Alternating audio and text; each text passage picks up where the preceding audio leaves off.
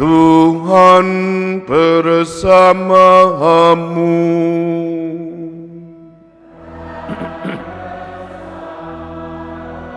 Inilah Injil suci menurut Lukas.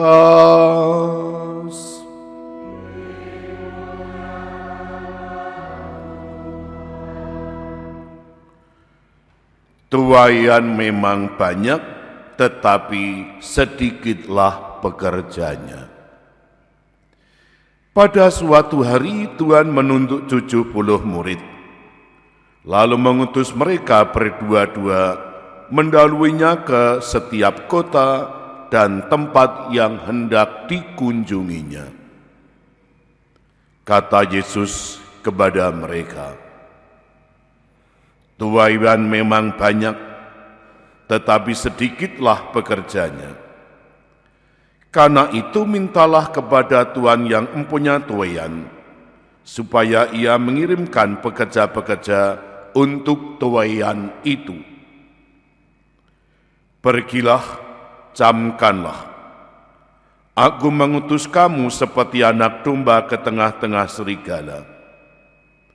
Janganlah membawa pundi-pundi atau bekal atau kasut, dan janganlah memberi salam kepada siapapun selama dalam perjalanan. Kalau kamu memasuki suatu rumah, katakanlah lebih dahulu, damai sejahtera bagi rumah ini. Dan jika di situ ada seorang yang layak menerima damai sejahtera, maka salammu itu akan tinggal pula padanya. Tetapi jika tidak, salammu itu akan kembali kepadamu. Tinggallah dalam rumah itu, makan dan minumlah apa yang diberikan orang kepadamu, sebab seorang bekerja patut mendapat upahnya. Janganlah berpindah-pindah.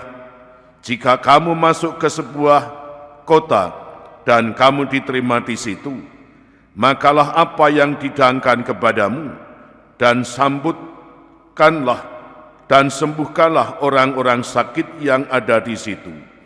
Dan katakanlah kepada mereka, kerajaan Allah sudah dekat padamu."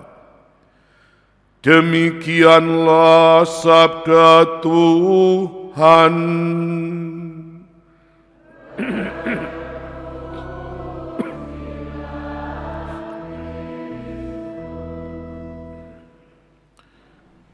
Saudara, Bapak, Ibu, Saudara terkasih, selamat pagi, berkah dalam. Bapak, Ibu, Saudara terkasih, beberapa hari yang lalu saya dengan Romo Lili ke gereja Simo. Beliau belum pernah lewat jalur itu, jadi dari tol, masuk tol, lalu bandara, lalu arah Cengklik, 12 Simo sana. Wah, itu melewati hamparan sawah yang menguning. Jembar jantotan elok, daerah sana itu puarine apik-apik. Lalu saya penasaran mandek karo udut. Leren sik, udut-udut. Lalu ketemu orang, "Pak, nembe panen?" "Nggih." "Wah, parine apik." "Nggih, lumayan niki, lumayan." "Lah kok sing derep mboten akeh?" "Ah, sakniki repot, Mas. Derep ke ngenten niki repot, sing wong canom-nom mboten do gelem teng sabin, do senenge nang kutha. Ah niki karek sing tuwa-tuwa krepo-krepo ngenten niki." "Nelak nggih, remen." "Nggih, nek panen niku remen nggih." Saya bisa memahami. Jadi para petani sekarang itu ya di satu sisi senang karena panen, tetapi di sisi lain repot. Kenapa?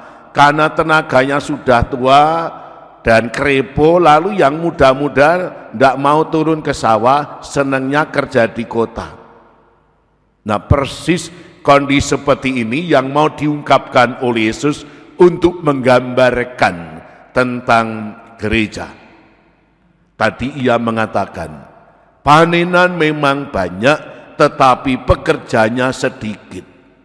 Karena itu mintalah yang empunya tuayan supaya mengutus para pekerja untuk bekerja di ladang Tuhan. Kenapa Yesus menyampaikan hal ini persis ketika ia sedang mengutus para muridnya yang berjumlah 70-an tadi?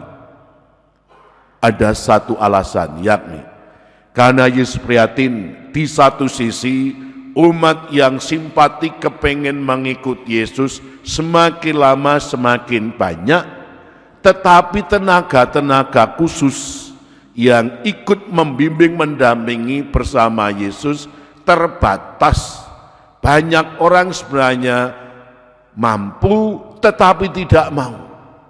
Ada pula yang tergerak ikut ambil bagian dalam pelayanan ning mung setengah-setengah tidak total.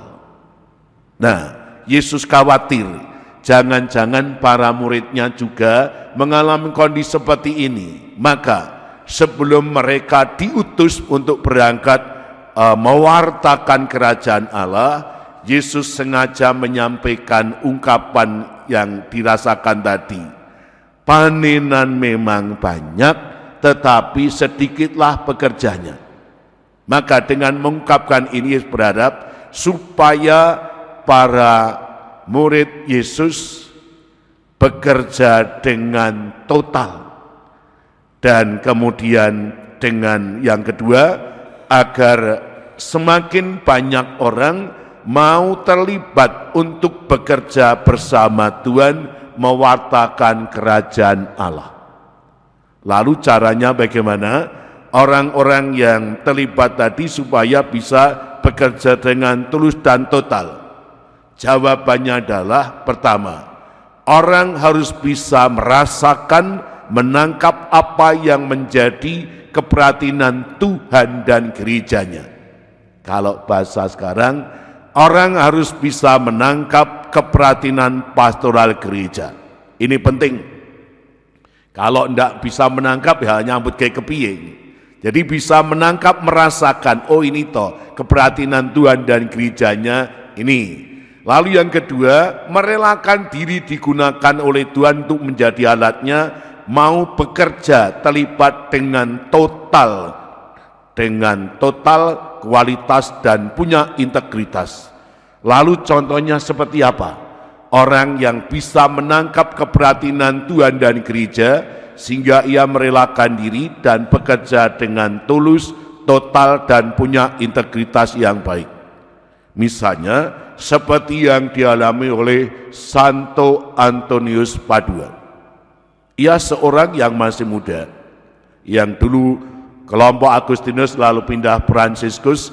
Dia betul-betul bisa menangkap apa yang menjadi keprihatinan umat dan gerejanya.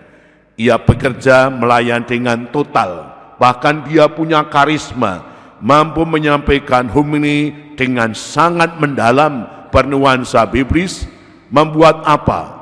Orang-orang yang tadinya murtad meninggalkan gereja karena terpengaruh ajaran sesat, mereka mendengarkan homilinya, lalu tergerak kembali ke pangkuan gereja, dan ini banyak sekali. Maka Santo Antonius ini sering disambati oleh umat.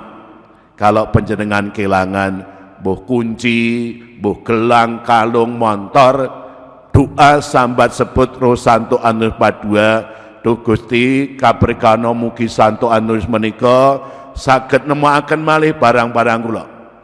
Kadang orang berdoa seperti itu, tetapi sebenarnya awalnya karena Antonius bisa menemukan kembali umat yang sudah meninggalkan gereja dan kembali ke pangkuan gereja. Kenapa? Karena tersentuh oleh homilinya.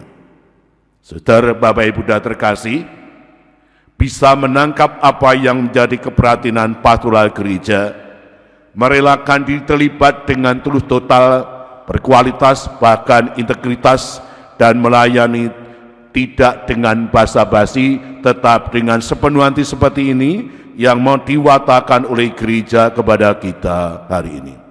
Nah mestinya kita juga orang mung cukup dadi umat umrah, tetapi mari apa toh yang menjadi keprihatinan lingkungan saya, apa yang menjadi keperhatian komunitas saya dan apa yang menjadi keperhatian paroki ini, mari seperti Santo Antonius kita melibatkan diri supaya apa? Agar hidup kita bermakna bagi banyak orang. Kemuliaan kepada Bapa dan Putra dan Roh Kudus.